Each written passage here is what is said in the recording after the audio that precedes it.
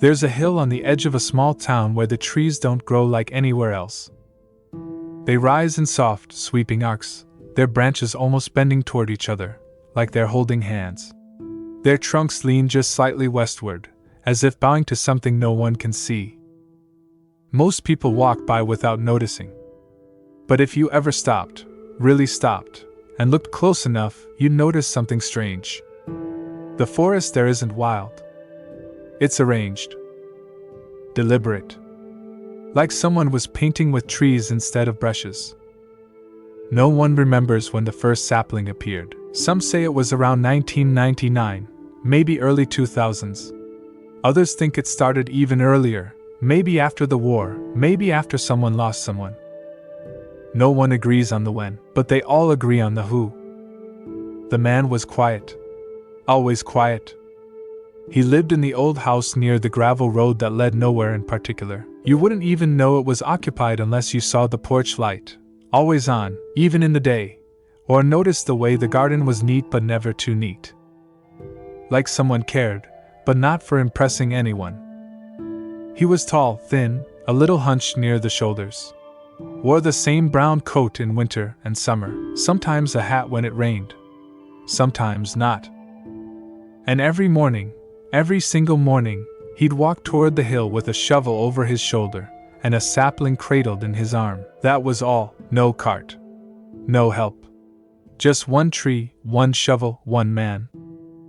And he never missed a day. People talked, of course. At first, they joked about it. The forest fairy. They called him, then, the tree man.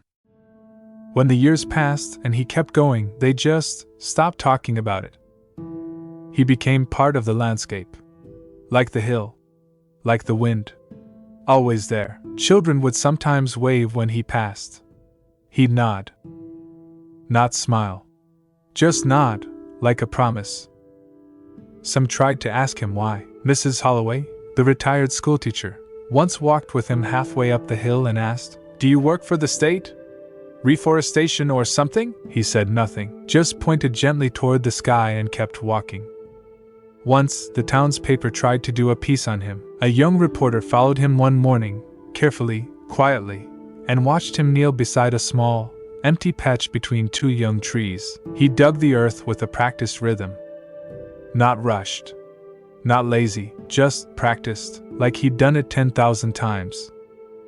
The reporter took photos, wrote 2 paragraphs, then deleted everything. She later said it felt wrong to write about him, like putting headlights on a deer. The years passed, and the hill transformed. Where once there was only dry grass and scattered rocks, now stood rows upon rows of slender trees, each spaced just wide enough for sunlight to fall between them, each with room to stretch and grow. Spring brought pale green buds, summer shimmered with rustling leaves, autumn turned everything to gold. Winter, bare, silent, still, felt like breath held in reverence. Then one day, he didn't come. No one noticed at first. It was summer, after all. People went on holidays, had visitors, mowed their lawns louder than usual. But when a week passed, and then 2, the mailman, a quiet man himself, grew uneasy. He knocked on the man's door. No answer. The porch light was off. The garden had weeds. He peered through the window and saw an empty chair, a cold mug, a pair of boots still lined up by the door. They found him 2 days later, peaceful, in bed, one hand resting on a worn photograph, the other on a yellowed piece of paper. The town didn't know what to do at first. There was no known family, no will, no instructions, just him and the trees. The town clerk kept the paper he'd held, said it wasn't a will, not exactly, just a letter.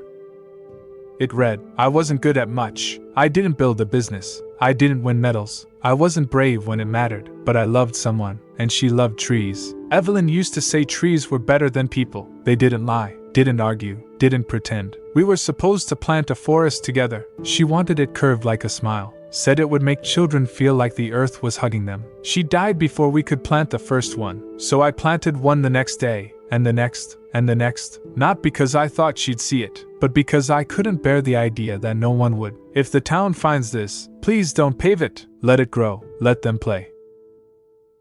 There wasn't a dry eye in the clerk's office that day.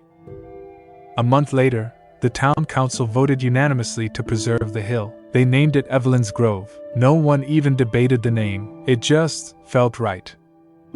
They added a sign carved into stone, a forest planted by love, grown in silence. They installed 2 benches, one on either side of the grove's entrance, so that no matter who came, they'd never sit alone. And the children came. Oh, they came. They played tag between the trunks, built fairy houses out of twigs, tied ribbons to the low branches, read books in the shade, took naps in the grass. Teenagers carved their initials into bark. Mothers brought their babies. Elderly couples walked slowly, hand in hand, smiling like they knew, and still the trees grew, one by one, year after year. A forest shaped like a smile, a life no one noticed, a love no one forgot. And sometimes, only sometimes, when the wind is quiet and the sun slants just right, you can still hear the gentle rhythm of a shovel in the dirt, as if he never really left, as if he's still planting just one more tree for her. Thank you for sitting with this story. If it stayed with you, maybe share it with someone who needs it. This is the Narrator's Chamber, where quiet voices echo the loudest. And if this kind of story feels like home, subscribe, and I'll leave the chamber door open for you.